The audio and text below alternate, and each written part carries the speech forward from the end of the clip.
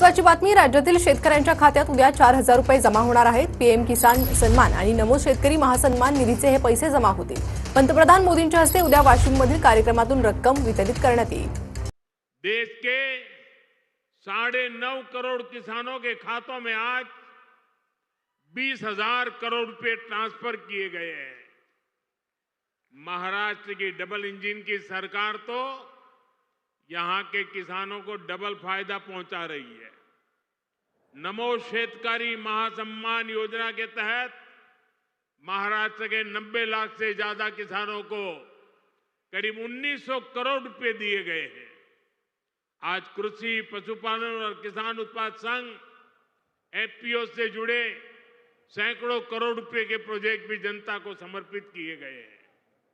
पोहरा देवी के आशीर्वाद से मुझे अभी लाड़की बहन योजना की लाभार्थियों को मदद देने का भी सौभाग्य मिला है। ये योजना नारी शक्ति का सामर्थ्य बढ़ा रही है। मैं महाराष्ट्र के भाई बहनों को, देश के सभी किसान भाई बहनों को हार्दिक बधाई देता हूं।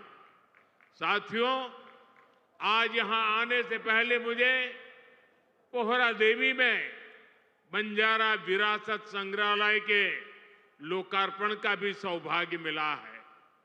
देश की महान बंजारा संस्कृति, इतनी बड़ी विरासत, इतनी प्राचीन परंपरा, ये म्यूजियम देश की नई पीढ़ियों को इनसे परिचित कराएगा।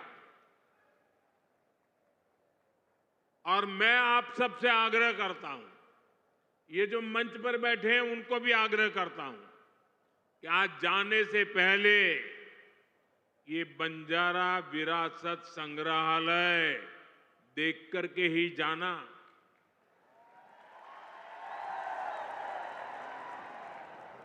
मैं देवेंद्र जी को बधाई देता हूं। इन्होंने पहली सरकार के समय जो संकल्पना की और इसने उत्तम तरीके से आज मैंने इसको बना हुआ देखा, मन को बहुत ही संतोष हुआ, आनंद हुआ। और मैं तो आपसे आग्रह करूंगा, आप तो देखें, आपके पूरे परिवार को बाद में समय निकाल करके इसे देखने के लिए जरूर भेजें।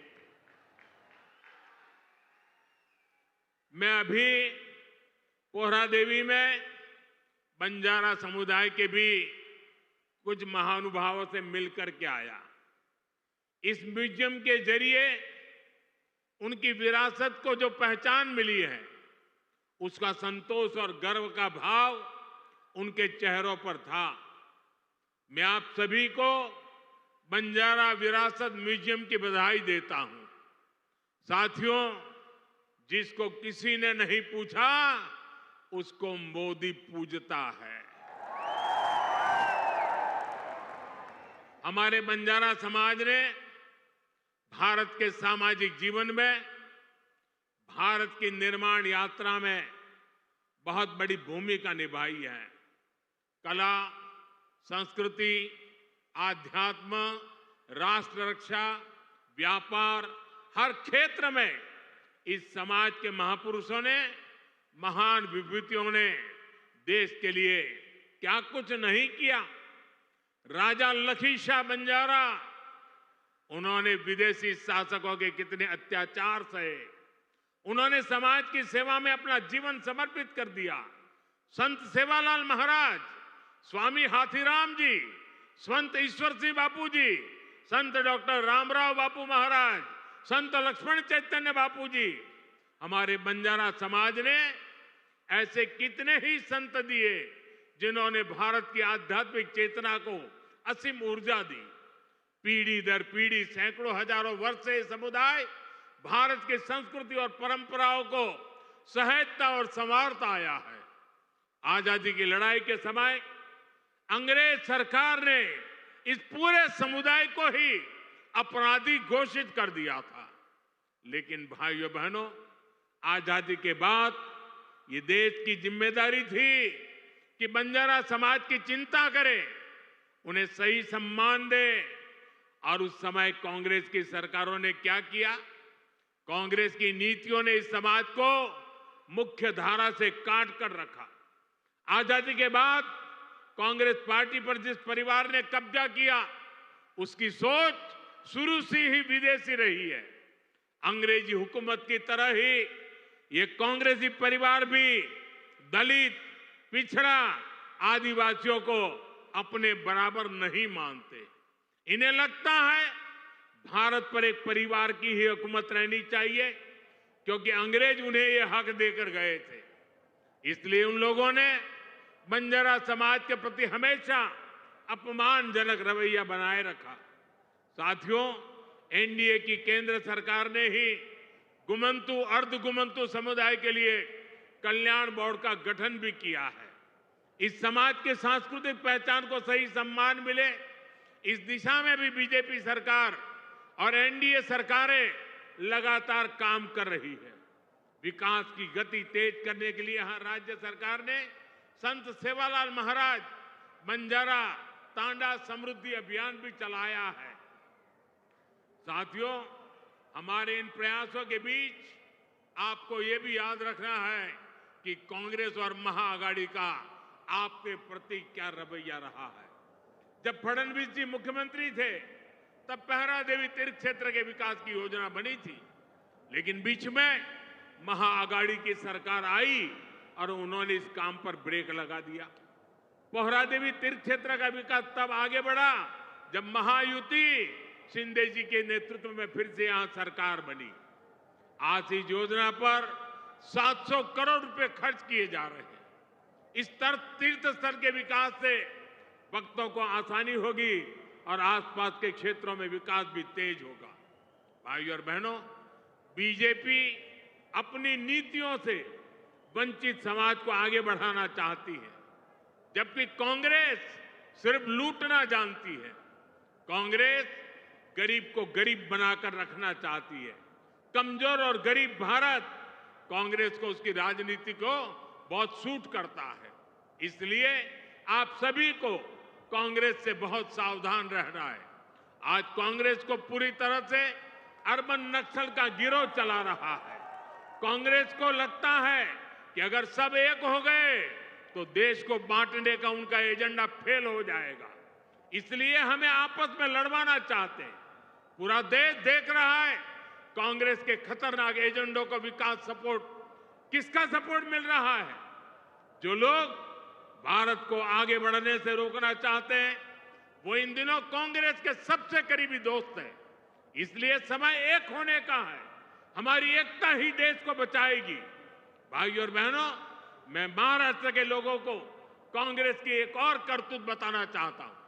आपने खबरों में देखा होगा, अभी दिल्ली में हजारों करोड़ रुपए का ड्रग्स पकड़ा गया। और देखिए दुख की बात, इस ड्रग्स रैकेट का मुख्य सरगना कौन निकला? कांग्रेस का एक नेता उसका मुख्य सरगना निकला।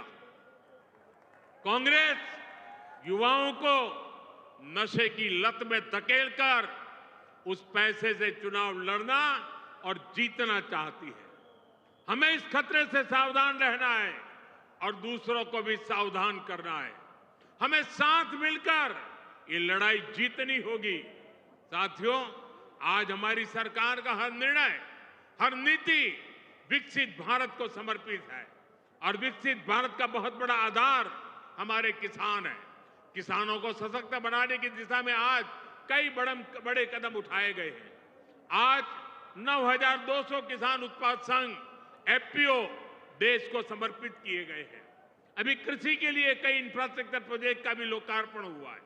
इनसे कृषि उत्पादों के स्टोरेज, प्रोसेसिंग और प्रबंधन की क्षमता बढ़ेगी। ये सारे प्रयास किसानों की आय बढ़ाने में मदद करेंगे। वैसे यहां महाराष्ट्र में तो किसानों को एनडीए सरकार में डबल फायदा हो रहा है। एकनाथ जी शिंदे की सरकार ने किसानों का बिजली बिल भी जीरो कर दिया है। आमच्या शेतकऱ्यांना विजेचे बिल मिळत आहेत, त्यावर शून्य लिहिलेले आहे ना। साथियों, महाराष्ट्र के किसानों ने, विदर्भ के किसानों ने कई दशकों तक बड़े संकटों का सामना किया है।